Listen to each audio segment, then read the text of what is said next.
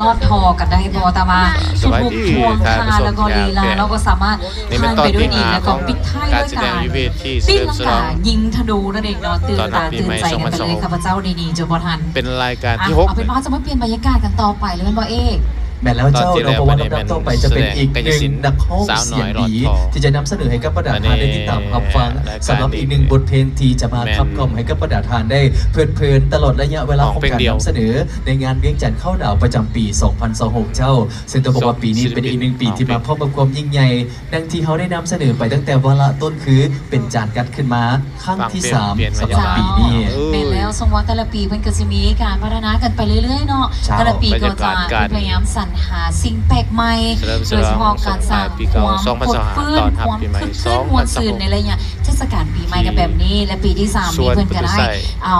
projection mapping show ใหม่เขาได้เบิ่งน้ำอีกท่านต้องรอหาในการติดตามและประมวลนำถอยหลังไปพร้อมกันเจ้าแล้วต้องได้อยู่น้ำกันเด้อผู้ใดที่จะรวมเข้าดาวน้ำกันเราจะได้เห็นกันอย่างแน่นอนเพราะว่าปีนี้นี่ดูเด่นกันเลยอยู่ที่ประตูไซของเขาเนาะเพื่อนประดับประดาแล้วก็ตกแต่งกันอย่างสวยงามโดยเฉพาะการนำไส้ไฟเราโปรเจคเตอร์มาเป็น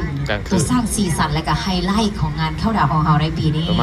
ส่วนที่ท่านเห็นทางด้านหลังเนาะที่กำลังสายให้กับประดาทานได้ร่วมที่ตามรับชมเป็นเพียงแต่ส่วนหนึ่งเท่านั้นเพราะว่ายังจะมีไฮไลท์พิเศษในระยะเวลาของการส่งปี 2025 กับประดาทานได้ร่วมติดตามดังนั้นเราต้องมาลดทานติดตามร่วมสุขไปพร้อมกันดีกว่าเจ้า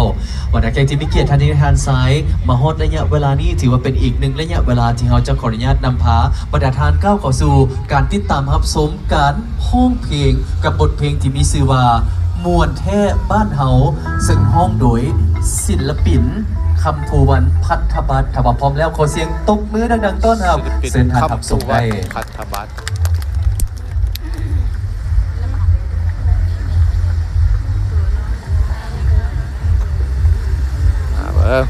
เสียงดีประเดี๋ย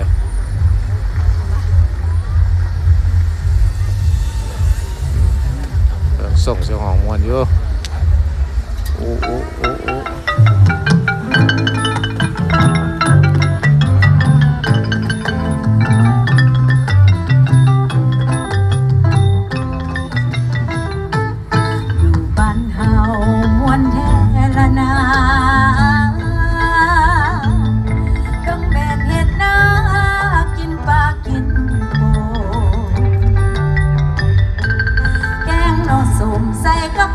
ขอโทษมีความสุขเหลือล้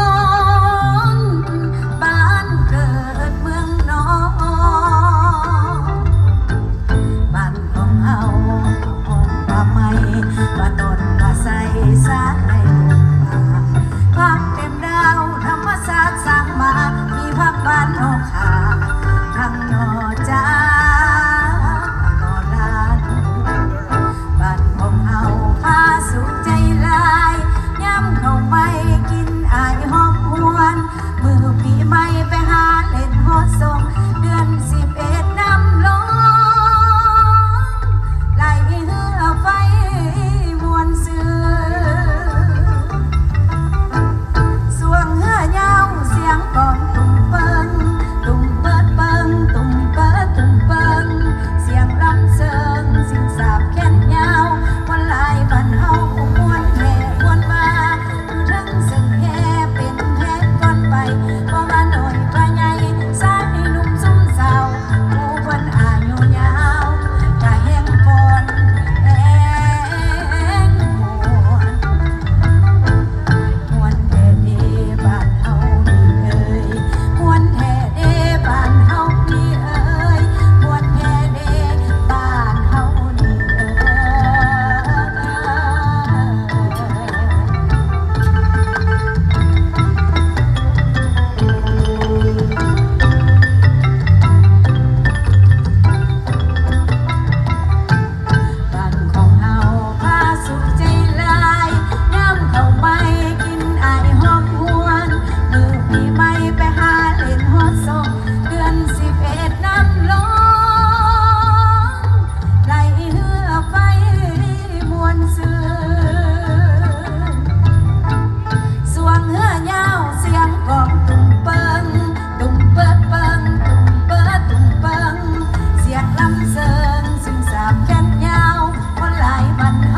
มวน